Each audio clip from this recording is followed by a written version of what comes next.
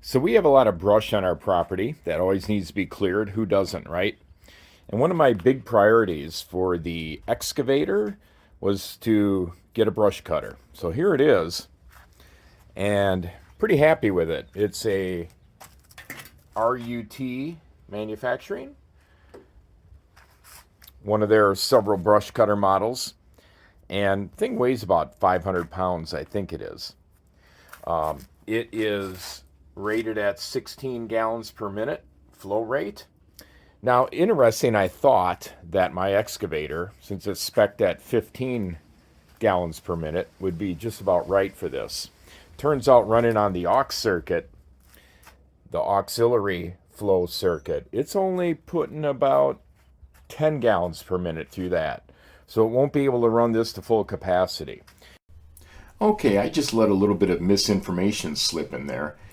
I've been under the assumption that what I said was true about the flow rate, but I just checked the specs again and also called the RUT manufacturer. And it turns out that the 10 gallons per minute is the main pump flow system, but the aux circuit actually flows 15.8 on the KX033. And RUT makes the pump match your unit. So the 16 gallons per minute listed on there is to match my machine. So that was good to know, and now I've cleared my conscience for lying to you. And the other thing that I've noticed too is the weight of this thing with the size of the machine. It's an 8,000 pound excavator, the old 33-4. But when it's fully extended out on the arm, the dipper, the boom, all that, when it's fully extended, it is pretty heavy and can tip the excavator over if you're not careful. So generally these things are made for a slightly bigger machine like the 57. The 57 would handle this a lot better probably. The most significant aspect to that, what I've noticed, is that when I'm trying to lift this up with the dipper arm, there's not enough flow to run it and lift at the same time. So if I'm running this brush cutter, got the flow going through there, the dipper arm won't lift it. So in the video, you'll hear me shutting it off and turning it back on a lot. I shut it off with a push button switch to lift the dipper to raise it up, and then I have to turn it back on to get it going again. So that's a little bit irritating. I didn't realize that was going to happen, but overall it's been quite effective, and this video will show a little bit of that. These leak-free connectors are pretty sweet. No dripping when you connect and disconnect them, especially when you disconnect. Well, that's a nice little feature of this unit.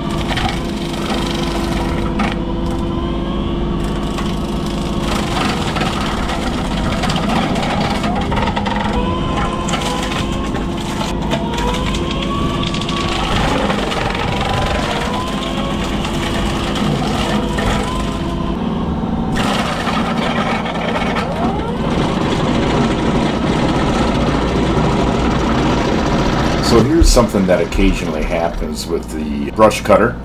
It's got two blades, and sometimes one of the blades ends up rotating so it's pointing inward, and it makes the whole thing out of balance, and so the thing vibrates pretty violently like it did. And typically it'll just clear itself up, which is what happened in this case. I didn't have to go twist it back into proper position.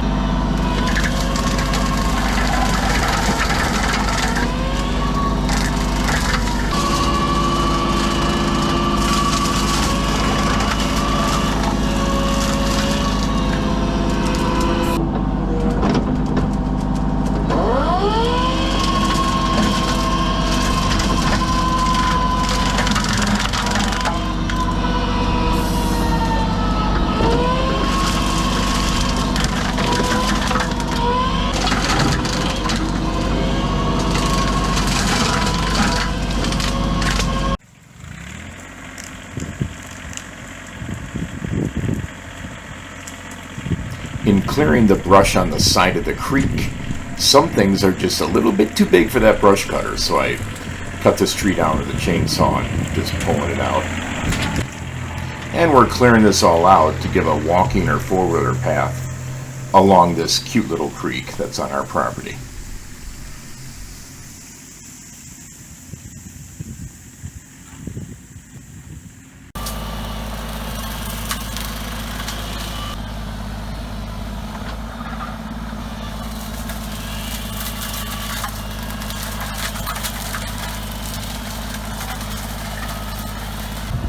A little brush cutting with the lights dimming. The lights on the excavator are pretty effective. But anyways, this gives you an idea of what that brush cutter does, matched with the KX033-4 excavator. And even though the pump has been matched to this machine and the flow rate to the aux circuit, I still think it would be somewhat easier to manage this using a bigger excavator. But you got to work with what you got.